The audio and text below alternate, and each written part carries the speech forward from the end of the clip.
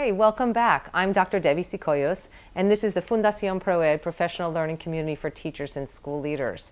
Today, I'd like to invite you to learn something new. Let me have you think about that for a minute. What in particular would you like to learn today? Think about it for a minute.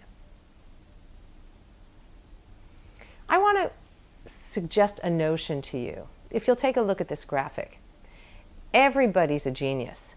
But if you judge a fish by its ability to climb a tree, it will live its whole life believing that it's stupid. Let me ask you to think about what implications this notion might have on classroom learning. Think about it for a minute.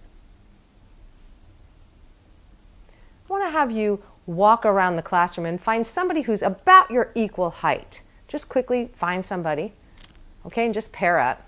That's great. Now, if you will, share your think time thoughts. Will the person with the longest hair please speak first?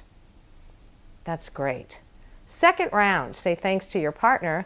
Find another partner who you haven't worked with yet. And I'd like the person who has the brightest clothes to speak first. What interesting implications did you hear from your peers about the notion of judging a fish by its ability to climb a tree? Let's share with the class. I'd like you to take a look at these images. My question is why? Why does this occur? And why does this occur? And why does this occur? Think for a minute by yourself. What causes this to happen in our classrooms? Talk about it with your near peer on either side or in front.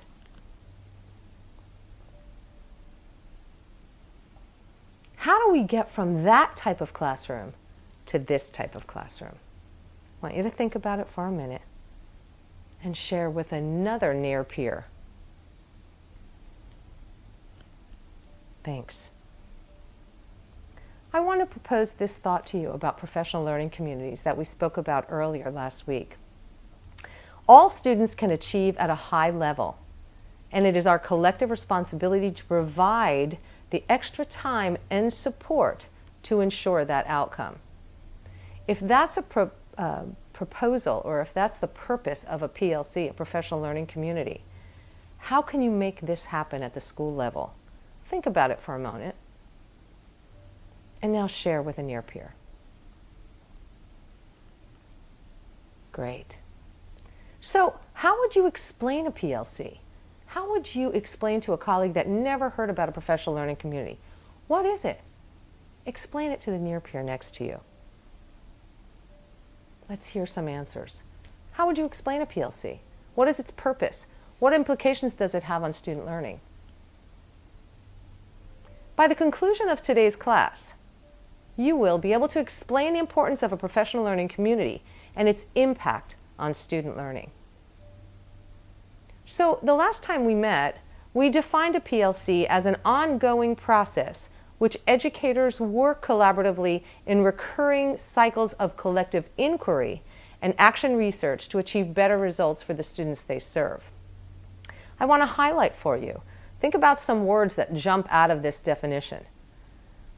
Ongoing, collective and collaborative inquiry, action research, and student learning.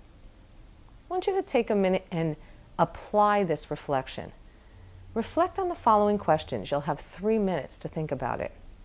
If you were creating a PLC for your school, what first steps would you take for implementation? Think for a minute by yourself. Write down something if you wish, or just hold it in your memory.